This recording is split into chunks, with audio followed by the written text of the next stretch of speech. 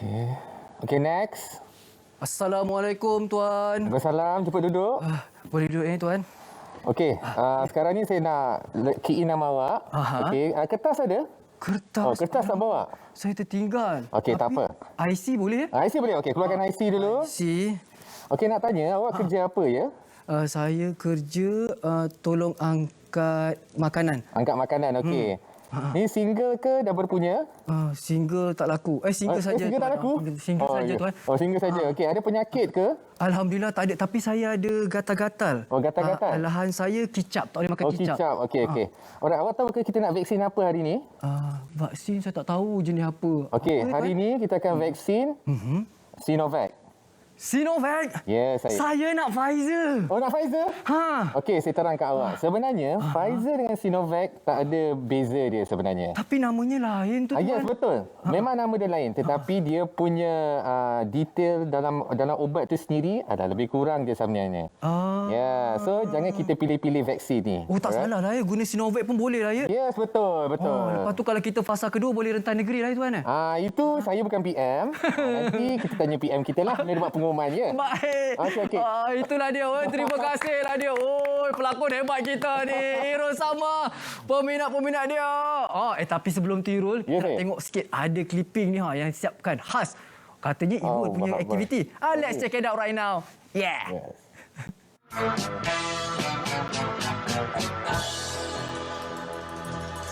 Ini dia hero sama ataupun Raja Komen. Okey, jangan lupa malam ni tengok saya pukul 9 malam di Selamat Malam Malaysia sebab kita akan cerita tentang prihatin rakyat. So, jangan lupa tengok malam ni. Tak apa mana?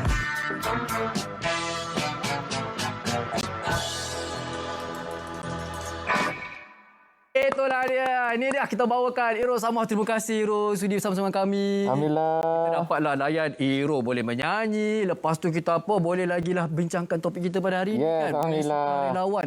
Dah lah jadi sukarelawan dekat PPV. Lepas tu pula ada terlibat dengan pemberian sumbangan kepada mereka-mereka yang mana letak bendera putih di rumah. Betul. Yang memerlukan. Yang memerlukan. Betul. Jadi kita nak kongsikan lah yang untuk pemberian tu kan. Kalau kita tengok apa dia, sumbangan bendera putih. Ya, saya. Kalau boleh kongsikan aktiviti macam mana boleh terlibat tu, Irul? Okey, Assalamualaikum semua. Selamat malam. Saya semua.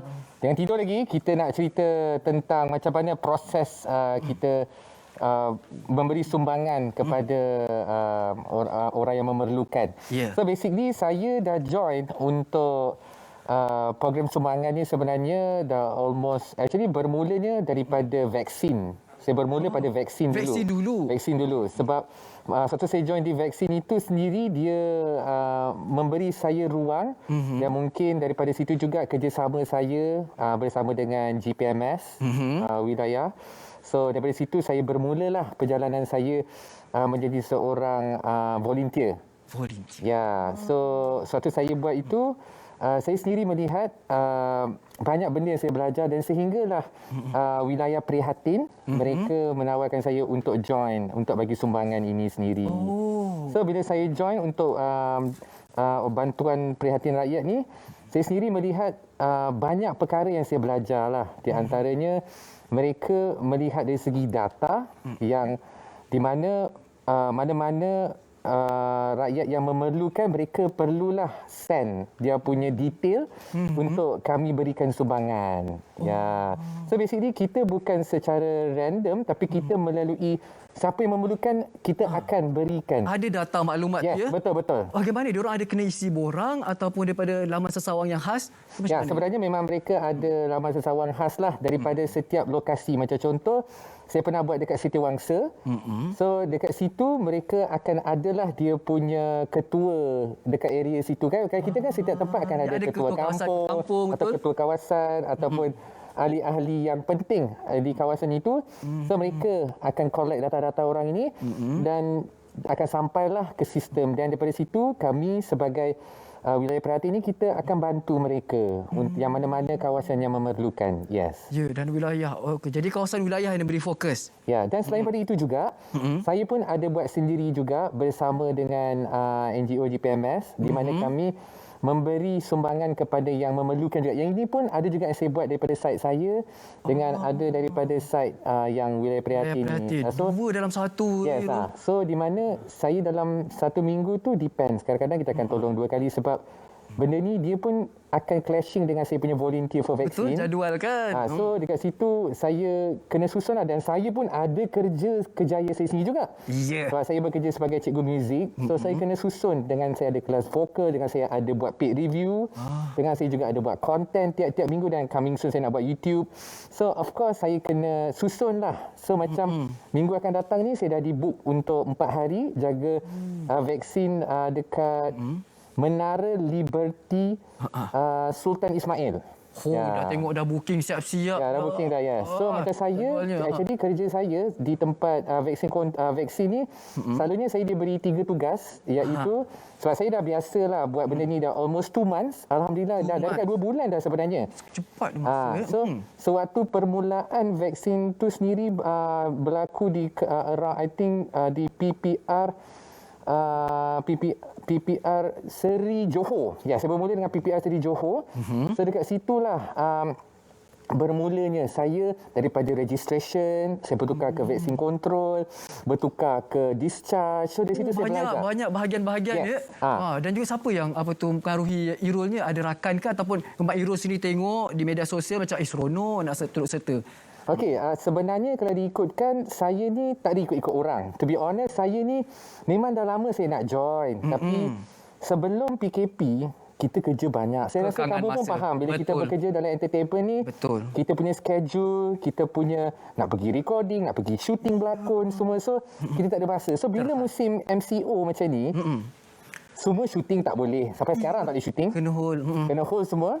Tapi Alhamdulillah sini hari ini saya boleh datang. Alhamdulillah. Ya, Alhamdulillah kan. Dapat kita bersama muka. Tak datang saya. Ya. So, bila saya ada free time, so saya rasa it's the right time for me to contribute untuk kita punya community. Especially antara tujuan saya buat benda ni juga, saya nak contribute kepada peminat saya kat luar sana, di mana mereka selalu dulu support saya, mengundi saya. Betul. Ya, so saya rasa bila setengah lokasi saya datang, ada peminat datang. Macam, Errol ada kat situ lah. Errol ada kat situ. So, bila diorang tengok tempat vaksin, kadang-kadang ada setengah tu, diorang takut. Diorang sangat takut, diorang suspend, diorang nervous. Macam ada satu tu lagi best. Dia memang peminat saya. Dia sampai jadi nervous, dia nak saya dekat situ. Teman dia sekali. Teman dia dekat situ. So, macam saya, it's a good time for me to help lah. Ini yang selalunya peminat ni yang usia muda ke, usia berusia sikit kan takut ni? Dia sebenarnya kalau diikutkan, kebanyakan ni yang muda lah. Kebanyakan ni yang muda lah. Antara semua, yang kebanyakannya adalah wanita. Perempuan yang paling banyak takut. Lelaki pun ada. Lelaki pun ada kan, Irul? Yang saya pernah tengok, yang paling teruk, yang saya pernah lihat dekat depan saya, perempuan lah. Sampai menangis. Muka pucat tak dia? Ya, saya memang muka pucat lah. Kesiannya. Memang takut betul dengan jarum dia. Yes, betul. Saya mula-mula pun saya takut. So daripada situlah bermulanya. So, bila sekarang ni, saya dah lebih kepada vaksin kontrol. Di mana vaksin, okey, sekarang ni saya ceritalah satu-satu. Tugasan dia satu. Okey, untuk bila kita masuk vaksin, okey, bermulanya kita akan masuk, kita kena scan. Okey. Selepas kita scan, kita kena pergi register untuk kita tulis nama semua, kena check adakah kita ni ada di kawasan itu atau kawasan luar. Sebab ini ada dua. Dia ada kawasan dekat situ untuk komuniti masyarakat kat situ. Satu lagi adalah untuk walk-in. Walk-in tu di mana? Dia duduk kat situ sebab dia, macam saya jaga PPR Seri Johor, setiap satu rumah, tak silap saya lah, satu rumah hanya seorang atau 2 orang saja wakil. Masa time saya jaga tu lah. Tapi sebab sekarang dah boleh walk-in. Betul, dah boleh walk-in. Mungkin orang beratuk. Lagilah panjang batunya. So, jadikan cerita masa saya jaga tu, setiap satu rumah 1 orang. So, dari situ kebanyakan ni yang datang hadir pada vaksin tu adalah warga orang-orang tua lah kebanyakannya. So, warga emas. Bila warga tua, kita akan ada orang yang akan tolong tolakkan. kursi Registration tu, roda, ya? Yes, kursi roda tu akan ada satu orang yang akan datang bantulah. Untuk orang yang biasa, kita kena register macam biasalah. Kemudian kita akan masuk, kita akan, setengah lokasi berbeza lah. Macam yang saya jaga kat Seri Johor, ni saya cerita yang dekat Seri Johor saya jaga. Dia akan ada satu kawasan di mana kita kena tunggu untuk kita berjumpa dengan doktor. Doktor ni di mana kita akan kena jumpa doktor, cerita macam mana kita ada penyakit ke apa untuk kita lepas untuk pergi vaksin. berbeza. So, kemudian bila kita masuk, kita akan ada satu registration. Okey, macam saya pada awalnya saya duduk kat registration. Di mana bila orang masuk, duduk macam tadi lah, macam ni Macam kan. tadi saya datang awal tadi. Sama. So basically kertas yang kita masuk awal tu registration tu itu yang kita kena bawa setiap satu lokasi sebab itu membuktikan di mana kita setuju. Kita setuju untuk buat terima vaksin. Yes, kemudian masa registration tu kita akan bermula nak key in detail data diri kita ke dalam sistem MySejahtera supaya bila kita dah vaksin kita dah tahu. Dalam sistem tu dah ada. Sebab kadang-kadang perasan tak bila kita vaksin dekat dalam phone MySejahtera dia kan ada keluar detail dekat mana lokasi, betul, jenis pukul vaksin, berapa, jenis vaksin. So dekat situ kita kena key in data semua dekat dalam MySejahtera dalam sistem yang kita buat registration tu. Kemudian kita akan tanyalah umur, penyakit ke apa sebab kita nak tahu contohnya apa penyakit di sebaliknya. Contoh kalau kena vaksin tiba-tiba dia ada lain ke ada alahan selepas itu ya. Semua. So kita nak tahu detail tu berapa semua dan lepas habis tu kita akan masuk ke satu section. So ada satu abang ni akan pegang kertas kita untuk bawa pergi ke vaksin lah. Tapi sebelum tu selalunya kena tunggu. Kena tunggu dulu kan. Sebab orang ramai. Tapi untuk orang-orang tua ataupun orang-orang yang OKU, kita akan express. Selalunya yang macam ni ada line express betul? Yes. Selalunya diorang akan datang terus masuk.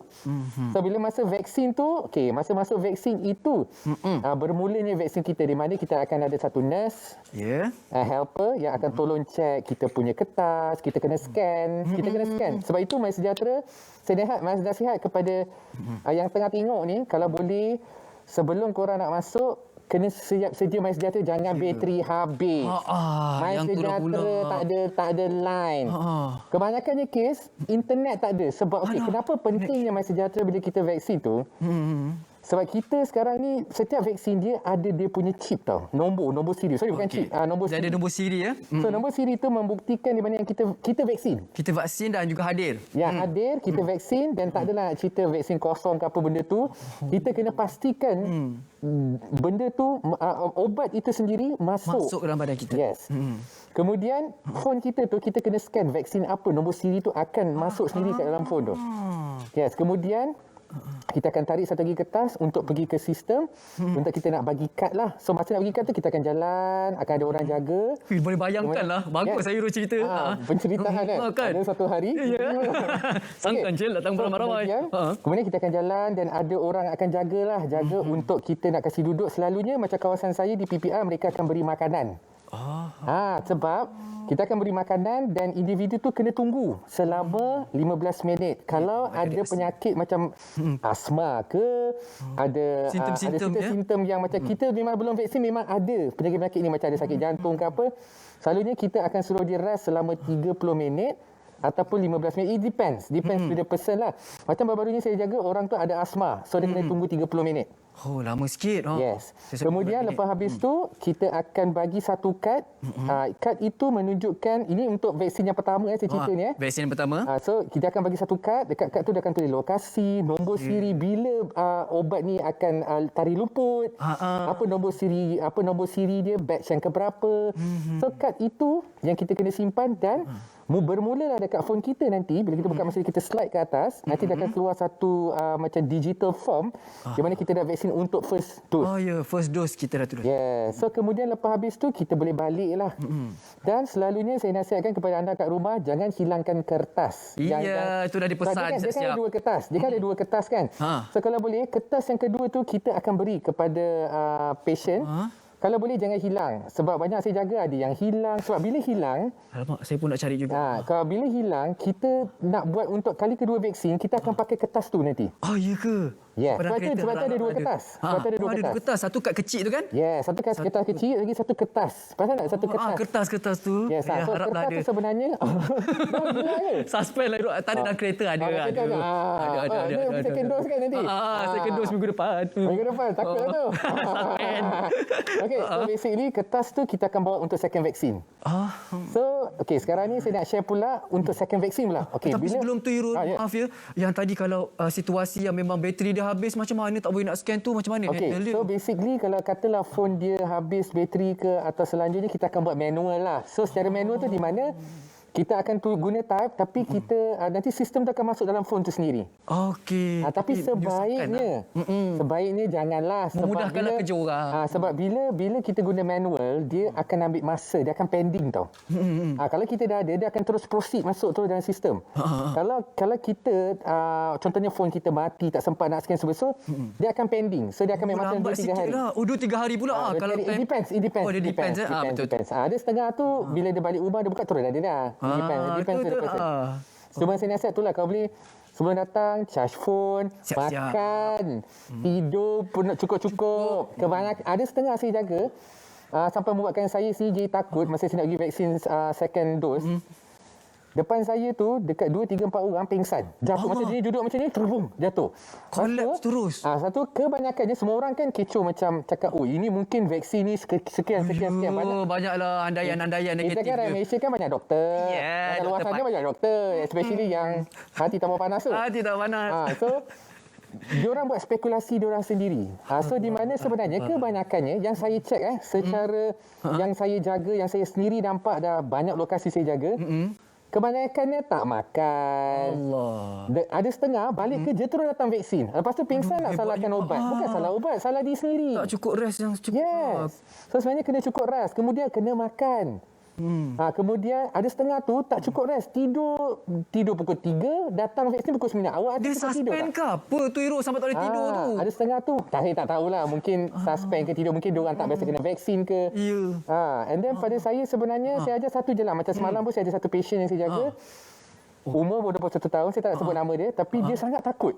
And then saya dah biasa jaga vaksin ni kan. So, sampai saya minggu semalam saya jaga discharge. So orang tu panggil saya, pada tahu saya selalu jaga vaksin. Ya. Dia minta tolong saya pujuk orang ni sebab sistem dah masuk.